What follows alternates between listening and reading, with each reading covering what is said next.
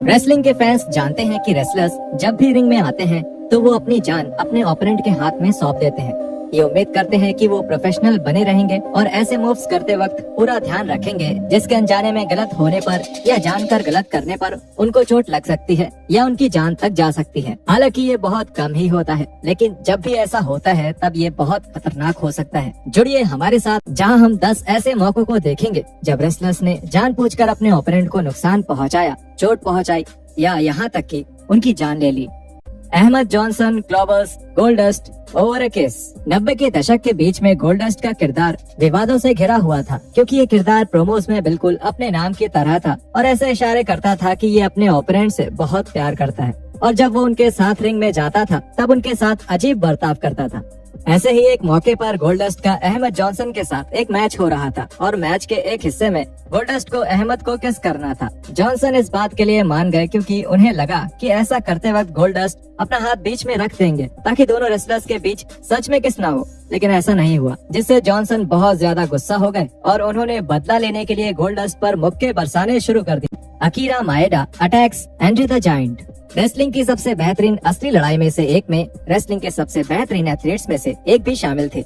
दुनिया के 8वें अजूबे Andre the Giant. Andre Japan में टॉप स्टार अकीरा माएडा के खिलाफ एक मैच लड़ रहे थे जब रिंग में चीजें खराब होने लगी। कुछ लोगों को लगता है कि एंड्रे बहुत नशे में थे और मैच में ठीक से नहीं लड़ पा रहे थे, जिसकी वजह से अकीरा चिढ़ने लगे और आखिरकार एंड्रे की हरकतों से गुस्से में आ गए। माएडा, जो दूसरे ओपोनेंट्स को असल में मारने के लिए जाने जाते हैं, उन्होंने एंड्रे को लात मारनी शुरू कर दी और एक समय पर एंड्रे लेट गए और ऐसा लगा कि माएडा को उन्हें पिन करने के लिए बुला रहे हैं।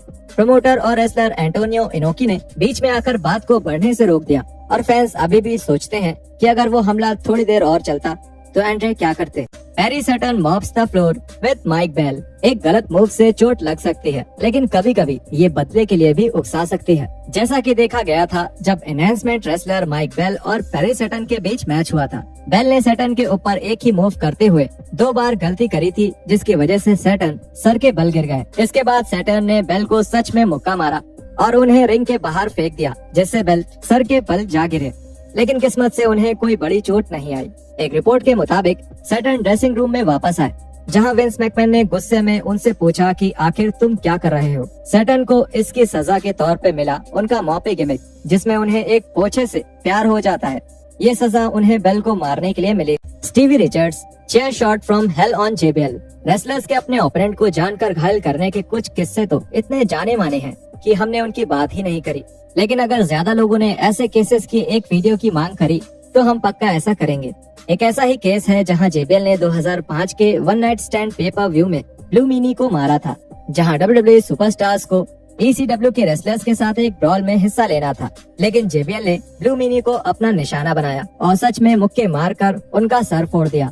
द मिनी के दोस्त स्टीवी रिचर्ड्स को लगा कि उनका बदला लेना अभी बचा है और इसलिए जेबीएल और ब्लू मिनी के बीच स्मैकडाउन में चल रहे मैच में स्टीवी रिचर्ड्स भागकर मिनी की मदद के लिए रिंग में आए, लेकिन रिचर्ड्स बात को बहुत आगे ले गए जब उन्होंने जेबीएल के सर पर एक जोर का चेयर शॉट मार दिया और बाद में WWE.com पर ये मान लिया कि ऐसा उन्होंने मिनी के बदले के लिए किया। Abdullah the Butcher infects opponents with hep C. ऐसे फैंस जो शुरू से ही रेसलर्स को अपने आप को कट लगाकर चोट पहुंचाते हुए देख रहे हैं ताकि उनका मैच और खतरनाक लगे, उन्हें लॉरेंस श्रीव, जिन्हें अब्दुल्ला द बुचर के नाम से जाना जाता है, की कहानी से ज्यादा और कुछ नहीं चाहिए होगा ये समझने के लिए कि मैच में खून बहना क्यों खतरनाक होता है, केवल घायल हुए रेसलर के लिए ही नहीं बल्कि उनके साथ रिंग में मौजूद सभी लोगों के लिए भी। अब्दुल्ला द बुचर, जिन्हें मैडमैन फ्रॉम सूडान भी कहते हैं, एक खून के प्यासे विलन का किरदार करते हैं जो अपने फोक से अपने ओपोनेंट का सर फाड़ने के लिए बदनाम थे। बुचर के किसी भी मैच में अक्सर बहुत सारा खून देखने को मिलता था, अब्दुल्ला का भी और उनके ओपोनेंट्स का भी।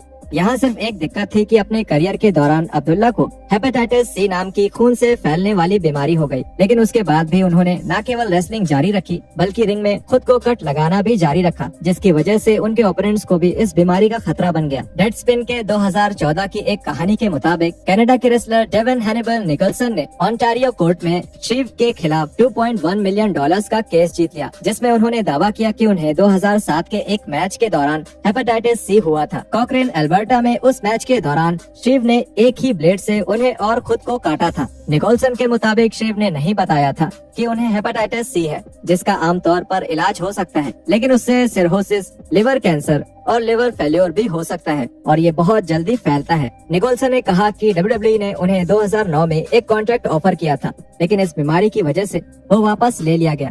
उसी कमाई को खोने की वजह से उन्होंने शिव पर केस किया था। हालांकि ये साफ था कि शिव के पास इतने पैसे नहीं हैं। अगर उनके पास होते तो वो 70 साल की उम्र में भी इंडी सर्किट में मैच नहीं कर रहे होते। निकोलसन ने कोर्ट के सामने ऐसे रिकॉर्ड पेश किए जिससे ये साबित होता है कि उनकी और शिव की बीमारी का स्ट्रेन बहुत मुश्किल से पाया जाता है और दोनों में ये स्ट्रेन एक जैसा ही है, जिससे उन्हें ये बीमारी कहीं और से होना काफी मुश्किल था। शिव ने बचाव में ये कहा था कि निकोलसन की वजह से उन्हें ये बीमारी हुई है और जब वो निकोलसन को ब्लेड से मार रहे थे तब वो केवल ऑर्डर्स मान रहे थे। Veteran wrestler cowboy Bob Orton junior ने भी अंडरटेकर के साथ ऐसा धोखा किया था जब एक मैच के दौरान ऑर्टन का खून निकला था और अंडरटेकर को पता चला कि ऑर्टन को बचपन से ही हेपेटाइटिस सी था।